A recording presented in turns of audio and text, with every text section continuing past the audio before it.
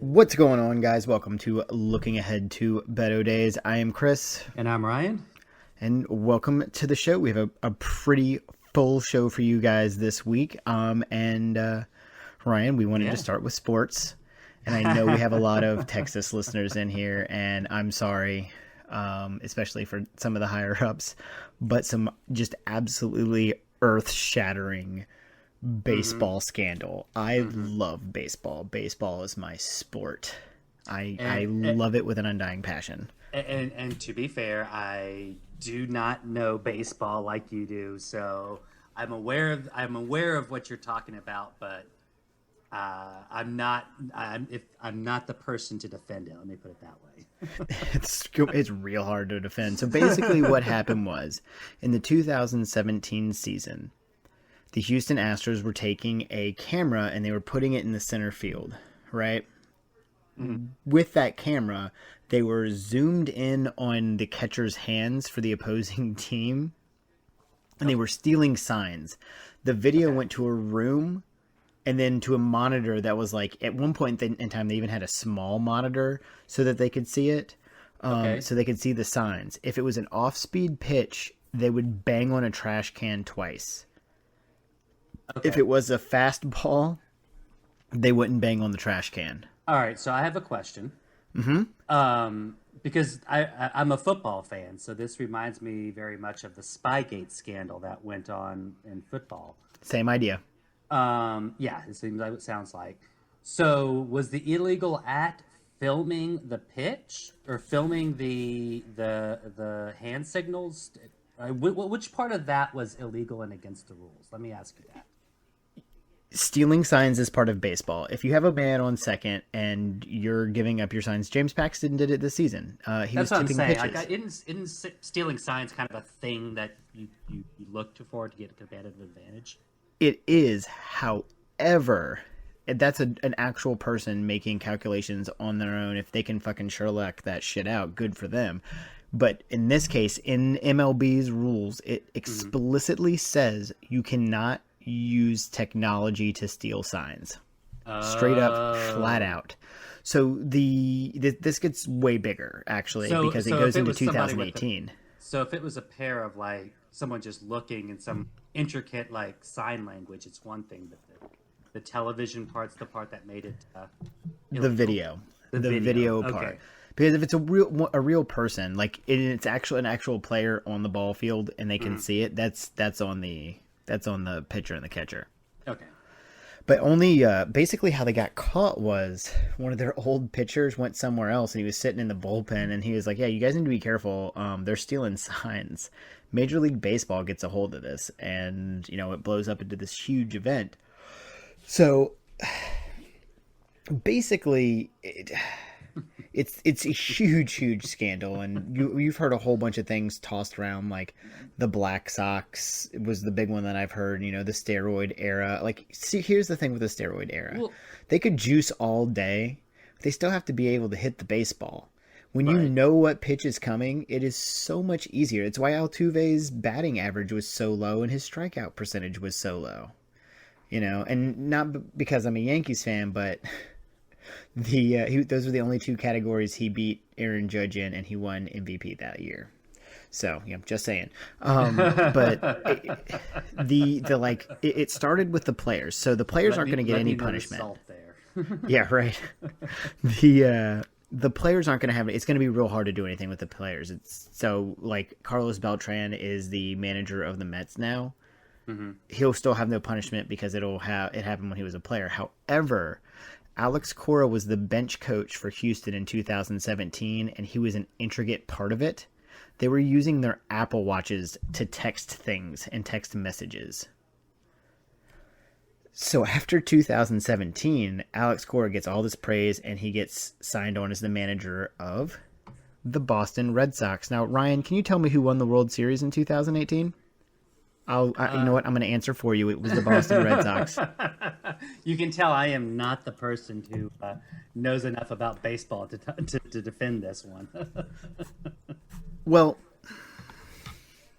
at the same time, they also won the World Series that year. Surprise, surprise. And we're doing the same thing. Like, stealing signs has always been a thing. It's been a thing. Mm-hmm. It's been a thing. The Yankees have been accused of doing it with video. Like, this was intricate. This was different. This it undermined the integrity of the game for 2 years. I don't give a fuck who you are. Like, I don't think Cora, they're going to drop the hammer on Cora. He was already let go from the Red Sox in anticipation. But I mean, like, he could, like, I would like a lifetime ban. That he gave 2 World Series asterisks that were taken away from potential legitimate winners, and they played the Dodgers, and they played the Dodgers in both. So I don't know what to tell you, man. That seems like it seems like baseball always has, like, every once in a while there's one of these scandals that come along, and it just a big ass scandal. Rocks the foundation of baseball, and then baseball turns around and ends up being just fine. Yeah, I mean, it happens. Like, I don't know. if Pete Rose can get, because baseball handles their shit, they don't let stuff linger. They take care of it and call it. It's why Pete Rose is he has a permanent life ban from baseball. Right.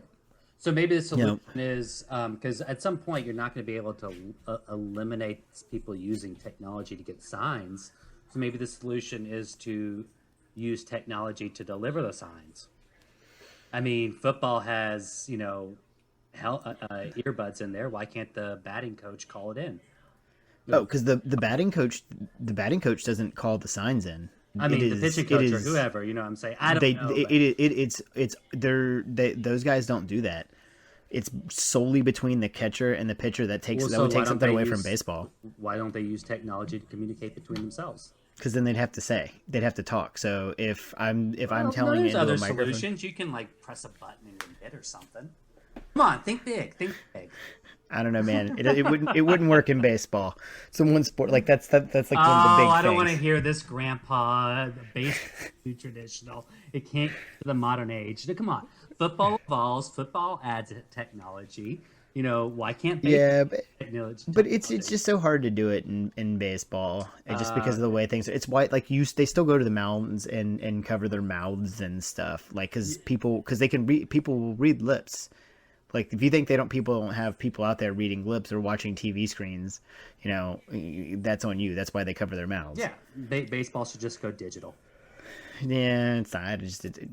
I know you're traditionalist. I know. Yeah. Can't change the game. Yeah, you gotta keep it as much the same as you can. You see what screwing around with football has done, because the quality of the game is just absolutely terrible. Hey, I disagree with that, actually. Because I think that the quality is actually, it has gotten more fun and safer for sure. This year, I haven't watched the playoffs in a couple of years. Was so done with the Patriots, but it's been interesting to watch, because it's a lot of, it's interesting. Yeah. But that actually kind of brings something that I wanted to bring up that I was thinking about the other day, because this is the season's over. The playoffs are still going on, but the season's over for most of the teams, and so now we're in this era of, we're in this era of, like, hiring and firing coaches right now. And something that always seems to come up all the time is the Rooney Rule. Now, if you don't know the Rooney Rule, it was Art Rooney, who I think was the GM of Oakland, who basically it was his... Art Rooney is the owner of the Steelers. Is it the Steelers? Yeah, he owns the Steelers. Okay. You're right. Yeah, he's the grandfather of Rooney and Kate Mara. That's why Rooney Mara's named Rooney Mara, because it's like, how do you know this? Because I know trivia, man. I used to, like. Are you like one of those bar trivia teams that, like, go to all the things? I used to play in the national tournament. National bar trivia tournament? Yep, that's a thing. That is a thing. No, I totally believe it's a thing, but that means you have a whole lot of trivia in your head. I know, dude, there's so much dumb shit clanging around in my head. Do you know what Donald Duck's middle name is? Daffy? It's funny? I said this, and I know it, and as soon as I said it, I was like, you know what Donald Duck's middle name is? It's now escaped me, and now I feel like an idiot. You just It starts with an point. it starts with an F because you know what's throwing me off is Danny Farquhar is a pitcher who figured out what the Astros were doing, and Fauntleroy, that's what it is. I was thinking Farquhar because of baseball. It fucked me all up. All right, so Rooney Rule. Let's get going. We got a lot of stuff to cover in today's show, and we're talking about Donald Duck's middle I name. know. Yeah, that's what you get to look forward to in our podcast. Donald Duck's middle name. Yeah. Anyways, so yeah, basically, it's this whole idea that you're supposed to interview a minority candidate whenever you hire a head coach or front office executive. The idea being, because frankly, if you look across the league, minorities are horribly underrepresented in front office and head coaching roles, and a lot of that is there's just not a lot of them in the pipeline. So what's become weird about this Rudy Rule is that teams have really just kind of become this thing where they go and it seems like they just kind of, it's like a checkbox for them where they pretend that they're woke and they'll just check a box and move on without actually doing the due diligence to really go after and fire. And we're actually finding something, because I'm an Eagles fan, and we have You guys signed Michael Vick. We did sign. Yeah, no, I live in Virginia. I remember when that shit happened. Mm-hmm. Yeah, that was a very brave choice of them, and I know there's a lot of people who don't like Vic, and I know that for very good reasons. Frankly, I supported the decision to hire him. So, and here's my thing. That's the way the penal system's supposed to work. You're supposed to get. It's supposed to be a reforming situation, and that's what happened with him. He does a lot for this community. He was reformed. I truly believe he was. I mean, I know there's people who won't forgive him, but and you know what? I understand that. I can't please everybody. Exactly, and he did his time. He's more than made up for it. If you ask me, I mean, I get the people. Like I said, I get the people who are still upset with him, but he was an example. Of the system working. And then for our area, like, we also have Allen Iverson, who like does something all the time. It's just it was nice, and that's, again, a lot of that stuff is unfair, and not to bring up cases of things that happened 20 or 30 years ago. But the end of the story is the NFL is not as woke as if it thinks it is, as it thinks it is, because if it was, Colin Kaepernick would be playing football. Like, you can't tell me he's not better than some of the at least bench players they have. I think, honestly, the situation with Kaepernick got out of hand in a lot of different ways. Then the NFL let it happen. They did. I will honestly say that I don't think that the reason he's not playing football is necessarily related to his kneeling or his protests. I appreciate that Kaepernick kneeled, but I mean, I'll be honest. From a football perspective, I just don't. He won't be a starting quarterback in the league. He just doesn't. He never had it. Honestly, I don't think he was that good of an athlete. I may piss some people off when I say that, but I just don't think he was that good of a quarterback at the end of the day. To be and that's a fair criticism, right? I mean, if you were criticizing his athletic ability, that's okay. Well, I should say I'm not trying to criticize his athletic ability, but it's that if you're not willing to go into a backup role and you insist on the starter and there's no starting role for you, well, maybe you got to take that backup role. Yeah, exactly. And I don't know that he was necessarily willing to do that. Yeah. And that's fair. Like, and then once you start, if RG3 can be on a team, anybody can be on a team at this point, right? And then once you start suing people, and honestly, once you start suing your employer, they're sure as hell aren't going to hire you. Which is why they had that whole. I mean, I'll be honest, they put together a bullshit workout for him, where they called him in, and it was a bullshit workout, and he tried to retake control of it, but even that was kind of bullshit. I mean, at this point, look, he did spark something in the NFL, and I think a lot of the players feel free to speak up because of him. But unfortunately, I think that him being in the league is not, I just don't think it's going to happen, honestly.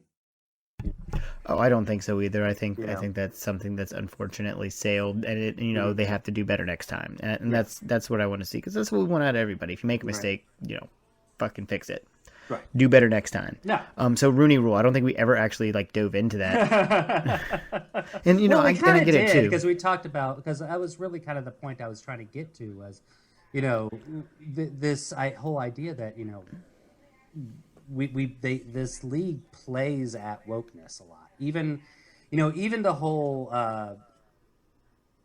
with what happened with Kaepernick and everything. I do think that there are reasons why he's not on the field, but the kneeling, the anthem, and all that, there was a lot of bullshit that goes on as well. Especially, he called attention to a lot of very salient, important parts things, and you know, I'm glad that there are other players who are picking that up and running with it.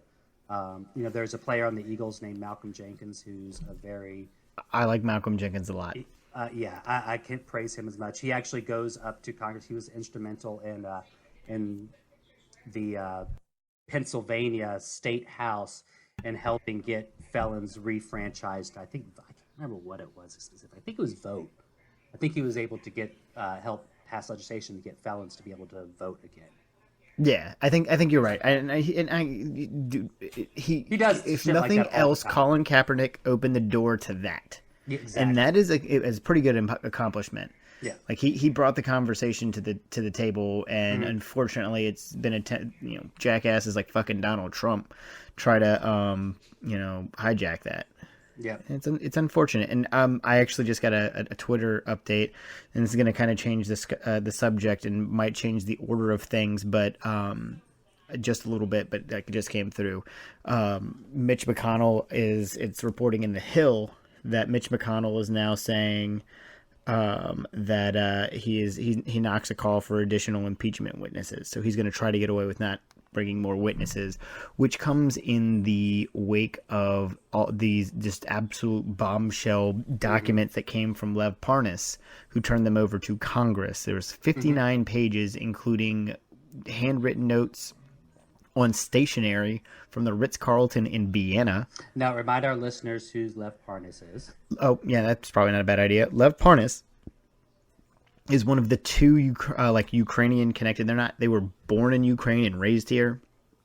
They were working with Giuliani, and they're Hmm. very well connected amongst the Trumps. Don't let Donald Trump tell you anything otherwise. There's pictures of them together a lot. Right. And in fact, Lev Parnas's attorney shared a video of it, and it's really funny. Hmm. It's really, really good.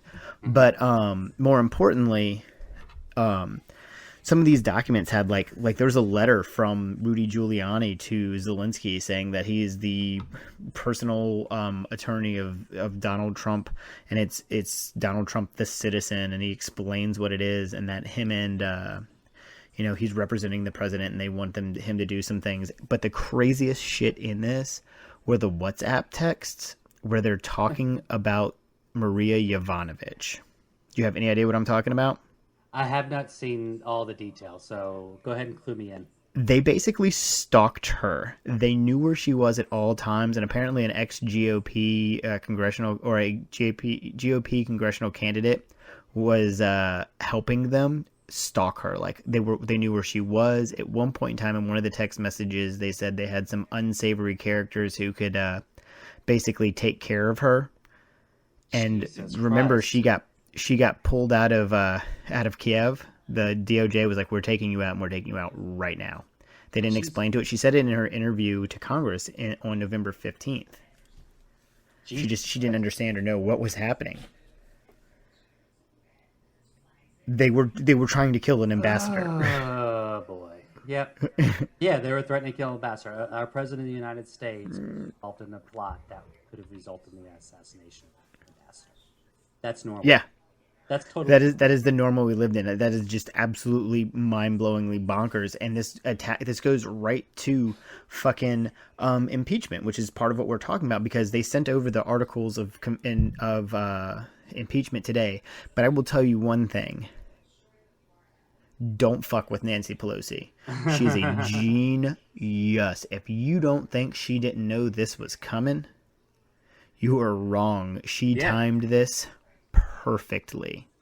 Yeah, she definitely, obviously holding on to obviously now the narrative is in the GOP's court, right? Because you release the articles of impeachment, you no longer, she doesn't really have much control. But by slow walking this for so long, she really let the focus shift on it being a fair trial in the Senate. I mean, at the end of the day, there was a real risk if she would have just released it right away in the rush and energy of everything that was going on. McConnell very well could have easily gotten a vote passed to not allow any witnesses at all and just completely shut everything out.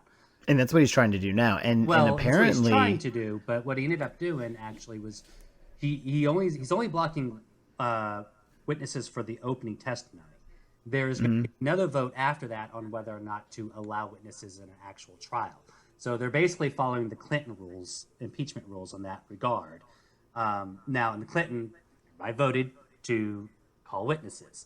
I think the expectation I've seen now, I think there's at least 10 Republicans who are willing to flip over.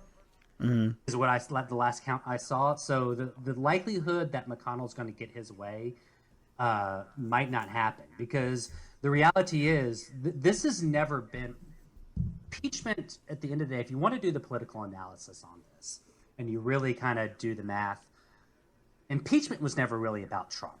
It's about the Senate, and it's about flipping the Senate. And the way you flip the Senate is you start really putting pressure on some of these, these purple and blue state Republicans who they're not going to go against Trump, but they at least need to put on a reasonable front to try to look nonpartisan. The Mitt Romneys and Susan Collins, and exactly. I can't remember the lady's name. Mitt Romney's a perfect example. Mitt Romney would, if he just voted to completely impeach Trump, it's completely against his brand, and he would lose re-election. But if I'm going to offer him a fair trial. Sure, maybe it's a rigged trial. But at least we'll do our best to make it look as good as we can. Blame McConnell if you want, but I'm going to vote based on what I see.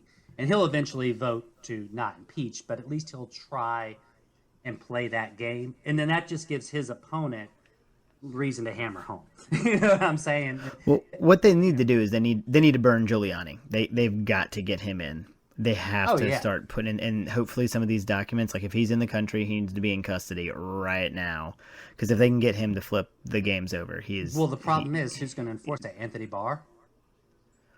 I mean, this is really the problem. I mean, so yeah, they're going to have to call witnesses, and the fight's going to be who's going to be allowed to call witnesses.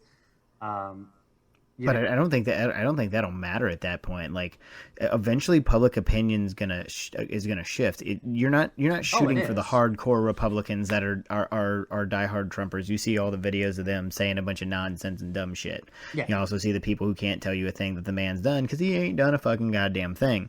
Right. You know what? That's actually unfair. He did put out some criminal justice reform. Let's put put shit in perspective where it is. That's a step in the right direction as far as that's concerned. It wasn't his bill. Yeah, no. But I mean, he didn't have to sign that shit.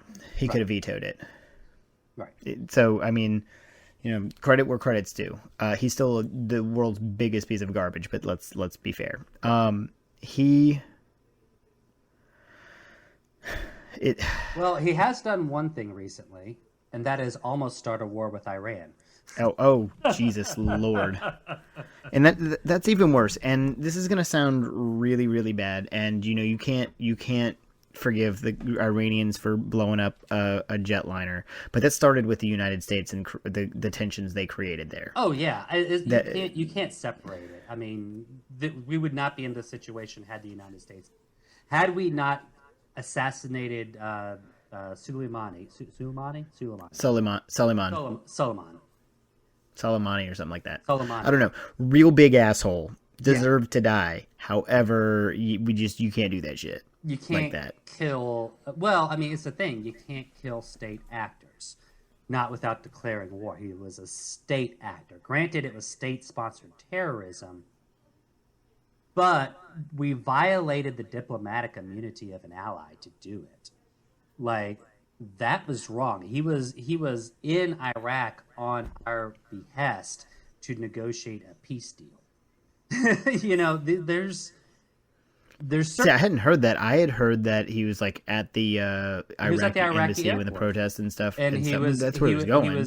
he was in the area because the United States requested someone to go between Iraqis to go between us and Iran to kind of help these negotiation. He was there under diplomatic immunity, dealing with Iraq. Jesus, I didn't know that. Yeah. So, and I'm just Ugh. thinking to myself, imagine if I don't know, imagine if, Putin's a bad guy. If we ended up drone striking Putin, I don't think very many people would be sad, right? No. But now imagine if we drone struck Putin in London at Heathrow Airport. Like, think about this for a second. There's just some. This isn't okay. This isn't how a rational country behaves. You don't assassinate foreign leaders like that. I'm sorry, but when you're a head of state with diplomatic immunity, it means something. It really does. And dude, that motherfucker sanctioned that shit 7 months ago. Yeah. It just the stuff doesn't add up. It's just a real problem, especially. There was no immediacy. Let's call it what it is. Nobody has been able to see legitimate proof that there was imminency. The only people who have seen proof have said that like Lindsey Graham didn't really defend the strike. It was more of we can't talk bad about it because it gives aid and comfort to the enemy. That's more or less what his response boils down to. It's like these people, they don't. They're just abdicating their oversight responsibility completely, and just it's a distraction. Yeah, it's a distraction. He wanted a distraction from impeachment. He thought he could get away with this, and it's only going to get worse because he's getting desperate, and now he's killing people. Granted, piece of shit person. Killing people. And that's not even the thing, right? If you wanted Soleimani dead, we could have done it a million other different ways without having to come out and say, yeah, we did it. Hell yeah. Fuck yeah. We blew that motherfucker straight on the hell. That's not how that works, right? The United States has been assassinating leaders for a long time, right? We didn't like the guy in South Vietnam, so we assassinated him. The CIA had it done. Nobody knew the United States did it. I mean, they probably assumed, but they weren't like, yeah, no, dude. The United States totally. Let me get this straight. I'm not out here like advocating for his assassination. I don't think we should be assassinating leaders. That ultimately, it doesn't solve anything. What did it do? It galvanized the Iranian people against the government. And then and just it sounds awful saying it this way. It only swung back because of the airplane accident. Well, that doesn't happen, and Iran still kind of like united a little bit, right? But this is the crazy part about the whole strike to begin with, is that he united the country at a time when 2 weeks prior to that, there was massive anti-government protests in Iran. The Iranian government is not popular with the people. Like, there was no reason to, he should have just stuck with the deal. There was no reason for him to stir the pot like this. He is not making things better. He's not hastening anything. All he's doing is adding more chaos to a situation that already can be disruptive. We now have we have guided missiles. These aren't mortars that are just like, you just lob it over and they run. These are guided missiles. They intentionally missed. They could have killed a lot of people, and they wanted us to know we could have killed a lot of people, and they're acting like, because there were no American casualties, this whole resolution was some type of victory. No, it's not. You do have a body count, Yeah, and a lot of them were Canadians, and it's the tantrums are it's like trying to get a kid to do something they really, really don't want to do, right? So I'm gonna use my son here for a second. My wife wanted to put pants on Bodhi. Bodhi did not want to wear pants, and he was not having anything to do with pants. So first he was upset. He was like just moving his legs around, pushing them out, making it hard. So she's trying to like, get him up. Then he gets more and more upset the more cornered he feels because, he's a child.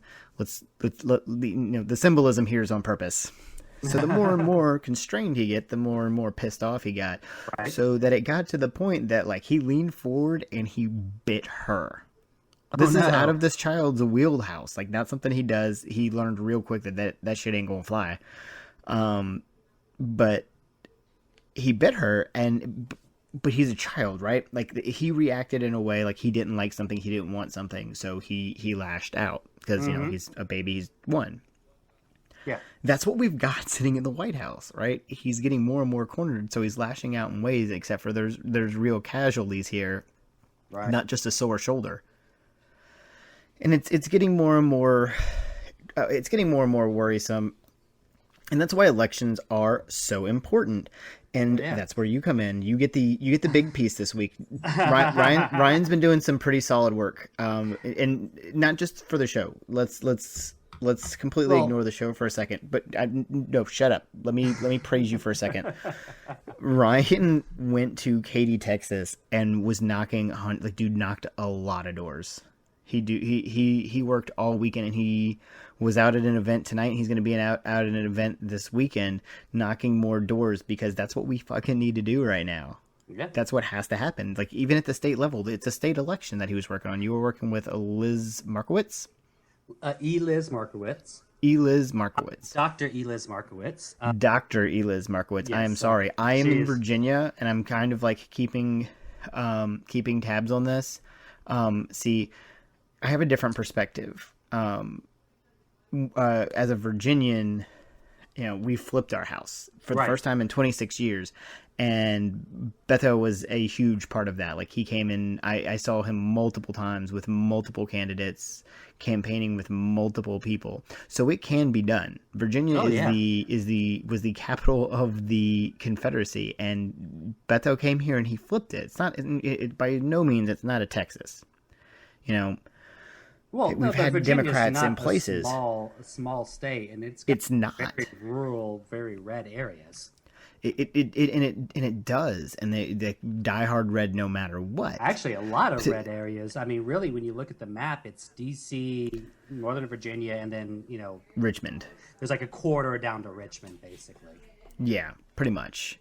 And so that was a huge accomplishment. Him coming and working with those down ballot candidates changed everything, and it's changed Virginia, and we're getting ready to do a whole bunch of great stuff. Decriminalizing marijuana. They're gonna enact common sense gun control.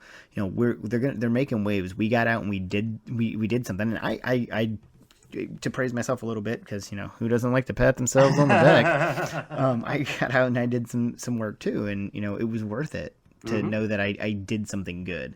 And that is what Ryan did, because he's awesome, and he went out there and kicked ass. So Ryan, I need you to tell us all about flipping Texas, because that is what is going to lead into our special interview this week. So yeah, as many people know, after Beto dropped out of the race, he kind of took some time off for a little while, and he just recently formed a PAC called Powered by People. Basically, the goal of that, as I understand it, is to basically flip Texas blue. And so this last weekend was the first call for action, trying to get Dr. Eliz Markowitz elected. Okay, so Dr. Eliz Markowitz, this is a runoff election. She had an election back in November. She was running against 6 other Republicans. I do remember that. I remember that being a big thing that was going on. I do remember her. So she was running against 6 other Republicans. She got 40% of the vote. So back then, this is a very, relatively red district. So January 28th is the runoff election. So it's going to be her and her opponent, just them, winner takes all. And so, it's an important one. We are 9 seats from flipping the state house there. So this is the first election in 2020 where we have, this could be number 1 of 9.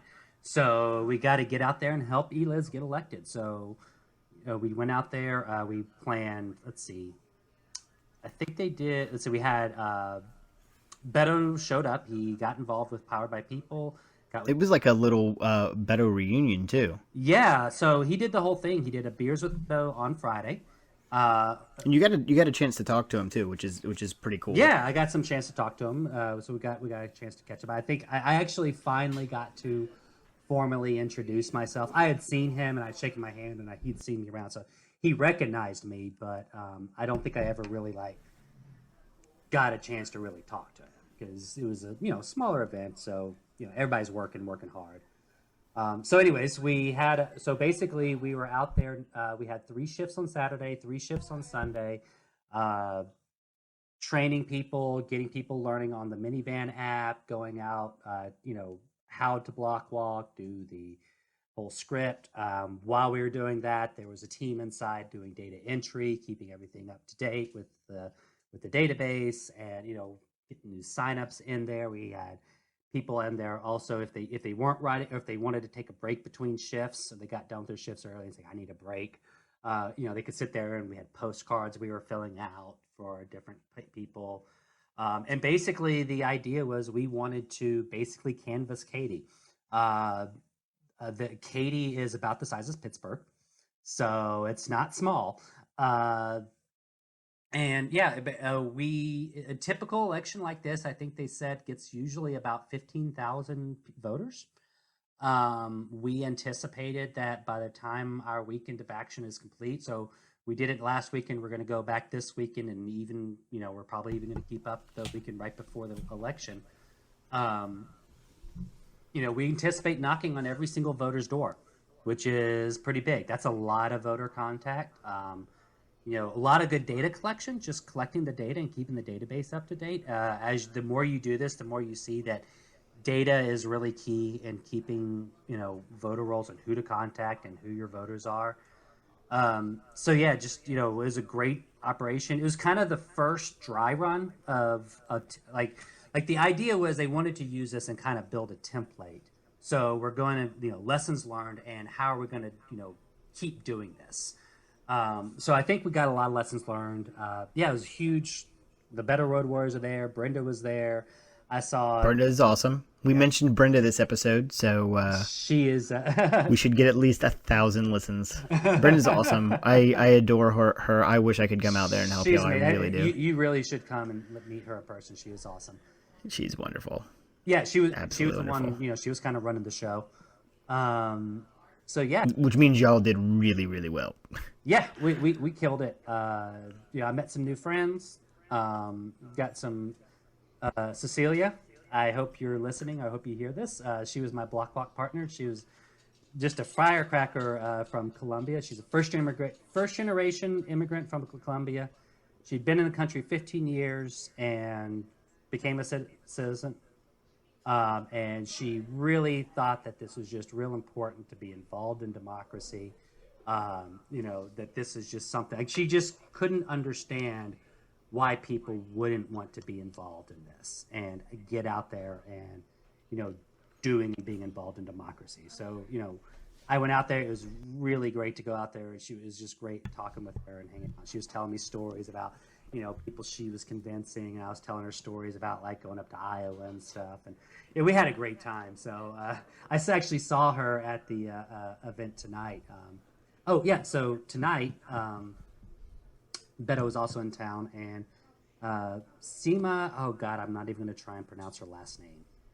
I can't pronounce it. I'm going to butcher it, so I'm not going to even try. And I'm sorry. I apologize horribly. She's running against Dan Crenshaw, and she just launched her campaign headquarters here recently. So yeah, and Dan Crenshaw is the absolute worst. Mm-hmm, yeah. Yeah, that guy's obnoxious. If anybody can't, like, he's like lower level Trump crony, so he's even more annoying. You've got like the middle tier guys, like the Matt Gaetzes and the Devin Nuneses. Mm-hmm. Those guys fucking suck. But the lower level guys, they're trying to just being get as much dirt off as booze they could. Which is not that district. Like, the district really isn't as hardcore that kind of Trump as he is. So, I mean, he won a primary, so whatever. anyways, she's out there. She's running. So we launched her campaign headquarters. That was awesome. Got to hear her speak. So I was sold when she told me that she perfected her English by watching Star Wars. And that's the best way to do it.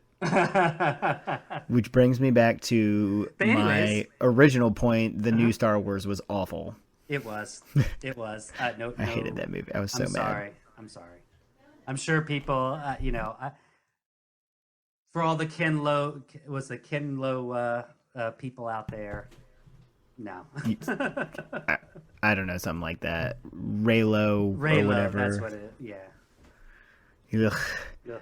Ugh, No. that whole apparently there's a like a J.J. Abrams cut that is way better. So hopefully we get that, and it doesn't end up like Justice League, because that movie was good until it wasn't.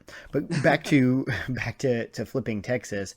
Yeah. While you were there, tell us some of the stuff the other really cool stuff you got to do. Oh yeah, so while I was there, we got a chance to interview Dr. Eliz Markowitz. I managed to talk to her. She was really great. I love her personality. When you hear her interview, you'll know exactly what I mean. So yeah, I got a chance to talk to her. So why don't we go ahead and play that? I am sitting here with Dr. Eliz Markowitz, who is running for Texas House District 28. We're out here at the Powered by People event, trying to organize, get out the vote for Katy, Texas. So Dr. Markowitz, why don't you start off telling me, who you are, why you're here, and why are you running for House District 28, and why is House District 28 so important? Yeah, for sure. First, thanks for having me on the podcast. Really appreciate it. Thanks to Powered by the People for putting together these amazing weekends of action. We are on the cusp of change in House District 28. I'm a Fort Bend native, was born in Sugar Land. My dad works in the oil industry, so we moved to Holland and England. So for the people who don't know, how big is Fort Bend? What is Fort Bend is massive, bigger than Pittsburgh. That was repeated setback. Yes. So yeah, we're on the eastern part of Houston Yes. suburbs district, so it's mostly suburbs, right? Yes, primarily suburbs. We have some rural as we go towards the western part of our HD 28, House District 28 area, but primarily suburbs, Sure. Which has been rapidly changing due to the urban sprawl of Houston. Yeah. Houston's also the energy capital of Texas, Yes. and so we have a bunch of people moving into the state. Most diverse city in the country. Yes, and Fort Bend County has been called the most diverse county in the country. So we I haven't heard that, actually. That's the first time I've heard that. Oh, yeah. There were a bunch of studies that came out that said that, and then there was one that said Harlem might be the most diverse. Okay. So We'll claim it still. we'll claim it for now. But I think that's really telling, right? Yeah. Here outside of Houston, Texas, we have one of the most diverse populations in the country, and we simply don't have a representative who represents all those voices. For too long, it's been a good old boys club in Fort Bend County, and now we have the opportunity in 17 days to elect someone who is willing to work with all the diverse populations within Fort Bend County, listen to their concerns, whether or not they meet the threshold of the top 2% or fit a certain criteria. I'm running my campaign because I believe in honesty, integrity, diversity, and inclusion. Those are the 4 principles that I've been running on since day one, and I will hold to them. That will be the island that I die on. That's great. You can't go wrong with those principles, Right. for sure. Absolutely. And yeah, we were just talking just a second ago about how politicians become a dirty word, but the truth is, if you're principled, you know what you're after. You can become a force for good. Absolutely. That's something we need, is more people who are actually looking to turn the government into a force for good again. Yeah. Right, and I think that's a really interesting point, right? It wasn't too many decades ago that regardless of your political party affiliation, we knew that people were working together for a greater good. We may not always agree with the methodology on how we got there, but we knew that people wanted to improve society. And it seems that has completely fallen away, and now it's just this partisan bickering and the vitriol and the hatred being spewed from all aspects of the administration, from the very top to the state house. And people are tired. Absolutely. People are exhausted with the dysfunction and the corruption in government. I think that's, because I think people, we're so distracted by Trump and this Trumpism and this like loud part of politics that we forget that this really is a small minority. Most people just want to get along. I mean, we're out here talking to, knocking on doors in Katy here, you'll hit a Republican door and they're friendly to you. They're not going to out there, and, they're not yelling Trump 2020 in your face. No, they're just like, okay, we disagree, move on. Like, we need our politics, I think, to start reflecting who we actually are. Absolutely. Yeah. Just getting back to the fact that at the end of the day, regardless of Republican or Democrat, we're all Americans. Right. We all want to live in a society that is prosperous and that is equitable. And until we actually face the demons that we're currently facing in positions of power, we're not going to be able to do that. And so my goal is to be the first force of good in 2020 in the Texas Ledge. Yes. And hopefully that'll spur on more people. So let's talk about the election. Yeah, for sure. So this is a runoff election. Yes. Previous election, how many were you running opposed against in the Republican side? Was it like 6 or so? Yes, so there were 6 Republicans. I was the only Democrat. We ended up taking about 40% of the vote. But because nobody got a majority, we headed to a runoff. Right. So now we're doing this runoff. Obviously, it's going to be low turnout election, but we have Powered by People out here, which is basically knocking on every potential voter out there. I mean, we've been talking repeatedly how it's with the amount of manpower we've been able to bring out here, we may very well be able to knock on every single voter for that special election, which is amazing. It's incredible. So, and those are the kinds of elections that are entirely turnout based, right? I mean, you're not.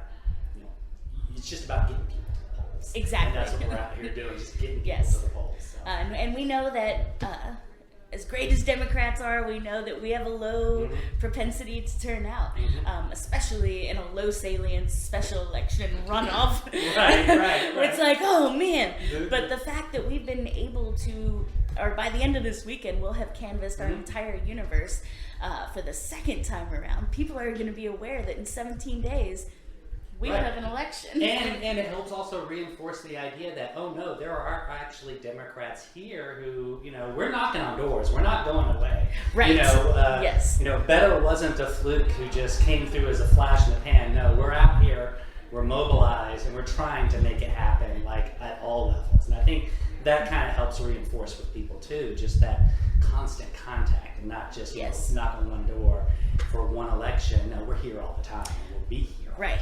Yeah. And having the people, right? The people actually fighting for their democracy. That's something that Beto brought to the table and has also been a cornerstone of my campaign since the very start. So the fact that we were able to have this collaboration, he was willing to put in his time and effort, is tremendous. So I wanted to ask about that. How did you get involved with the Power for People PAC, and how did they approach you, and how did this partnership form that now we're because there's a lot of people from your campaign here, but I mean, I talked to somebody from North Carolina down here. It's incredible. I met people from all over that came down to help. Yeah, people from over 90 cities came in today, or this weekend. And it all started when Beto was still in the presidential race. Oh, really? He came down here after the Houston debate and did a rally for us before the first phase of this election. And he then continued his presidential run. He unfortunately bowed out of that, as we all know. But shortly after that, he contacted me and said, hey, I want to do everything I can to help. So he came out here in December. We spent some time together, and then he went back to El Paso, and that's when he launched Powered by People. Awesome. And so now we see the fruits of that labor. And we are here to help. And this is I think, an important race. Like you said, it's the first one in 2020. So it's going to be a bellwether race, I think. Absolutely. It's going to show that, what would be considered a safe Republican is now up for grabs, and we're going to put it up for grabs. And a safe Republican with money. Yes. Also attack that. I mean, this is kind of a proof that, that we can counter money with people. Absolutely. And that if we get together and organize, we can overcome that. And I think this is the epitome of that, because my opponent is a self-funding multimillionaire, right? He's not using people power at all. And so when we win in 17 days, it's going to send a message to our colleagues in Austin that change is here. Exactly. And we're going to do it again 10 months from now. So, Dr. Markowitz, really appreciate it. I really love. Thank you very much for coming on. Yeah, no, thank you so much. This is all awesome. So I'm great. We wish you all obviously the best of luck. We're gonna be here rooting for you. I'm doing another shift today, and then I'm gonna do all the shifts tomorrow, and I'm hoping I might be able to come back next week. That rocks, man. I'm gonna try. I have to swing. I have to still have a swing out schedule. But totally understand. Well, thank you so much. I really appreciate it. Appreciate it. And thank you. All right, man. Thanks for doing that. And dude, you really, like, I say this a lot, but you really elevated this show. Like, it really became, it didn't become what it is until you came on and we were doing this full time together, and it's been wonderful. Awesome. So let's keep it going. We'll keep it on. That way, there's more to be done. Like I said, Beto's trying to get this powered by the people thing going. It would be really, really sweet to have with that. Your own podcast. Guys, that will help you via podcast. I will move to Texas tomorrow. I promise you. I will tell my wife we're moving to Texas. All right. Well, we got to do this. I could put you up for a few weeks until you find a place. We can. That's how we live there permanently. I'm a teacher, man. They don't pay us that much money. Well, I live on your couch forever with a 1-year-old and a wife. I know it'll be like a teachers commune. In Texas. Teachers. I don't know. Honestly, I don't know what teacher pay in Texas is compared to Virginia. I actually make decent pay for what teachers make in Virginia, where I'm at. So I couldn't leave my district if I wanted to without taking like a $3,000 or $4,000 pay cut. But it is what it is. I enjoy what I do. Cool. But anyways, guys, thanks for tuning in. We really appreciate getting to spend this time with you. And even though Beto is not in the presidential race, we still need to be paying attention to that. There was a debate tonight. So I'll catch the highlights of that later. There's still really, really good things you can donate to. Dr. Eliz Markowitz. Eliz Markowitz. Sorry. Let's flip this. Let's flip this seat and then move on to getting Dan Crenshaw out of there and getting John Cornyn out of Texas. Yes. You guys are next. You're up to bat, and it's home run time, right? Virginia paved the way. You guys are coming too. So for me and Ryan, thank you, and let's keep on looking ahead to Beto days.